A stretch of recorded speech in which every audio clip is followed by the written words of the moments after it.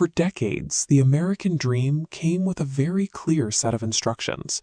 You go to college, get your degree, put in the hours, and you were guaranteed a secure future. In 2026, corporations are deploying AI as a tool for direct displacement. The promise of increased human productivity has been replaced by the reality of mass workforce reduction. Look at the panic rippling through Generation Z right now. Young Americans took on massive debt to finance their degrees, only to graduate into an economy where their expensive education functions like a rapidly depreciating asset. Trading 4 years of tuition for 40 years of stability used to be the safest bet you could make.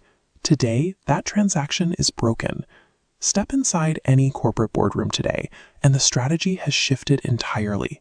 Executives are no longer asking how they can buy software to make their human teams better. They are asking how to eliminate those teams outright. The purge is hitting the exact roles people assumed were bulletproof.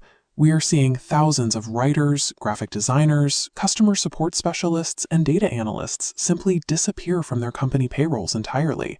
From a pure balance sheet perspective, the logic is brutal but clear. A single algorithm can output the work of a dozen mid-level employees in seconds. It doesn't demand health insurance, it doesn't ask for a raise, and it never sleeps.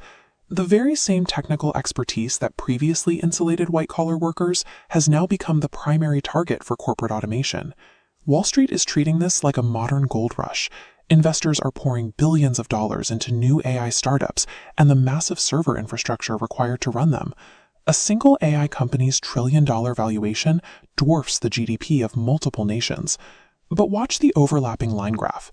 As corporate valuations climb, human payroll costs sharply plummet. This forms an extraction machine, pulling capital from labor to bottleneck among a tiny fraction of investors. AI functions as an optimized engine for wealth concentration, systematically funneling value from the labor force directly into the hands of equity holders. Drop down from the boardroom to the street level, and the environment feels completely different. The cost of basic survival is climbing every single month. Rent is up, grocery bills are climbing steadily, and basic necessities like insurance premiums are squeezing households tighter than they have in decades. This diverging line chart shows exactly where the middle class is trapped. The flat line across the middle tracks average worker wages, remaining entirely stagnant. Meanwhile, those three lines breaking away and sloping aggressively upward represent the rising costs of rent, food, and insurance.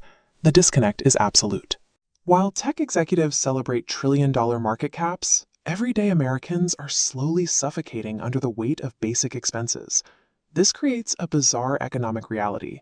Massive amounts of value are being generated on paper, yet the workers actually living in the economy are steadily becoming poorer.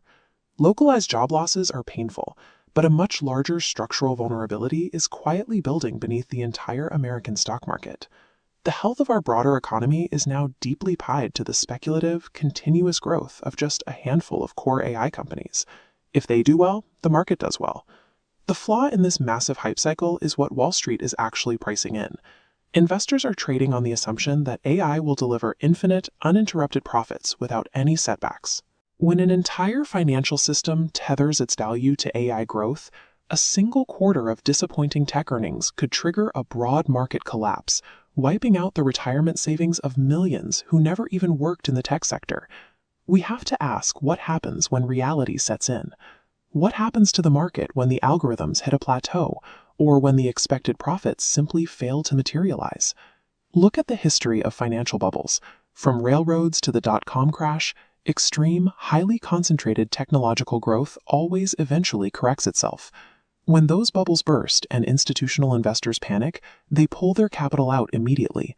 The resulting economic damage falls straight down, absorbed almost entirely by the working class. The final success of these economic changes depends not on corporate profit margins, but on the financial survival of the American middle class.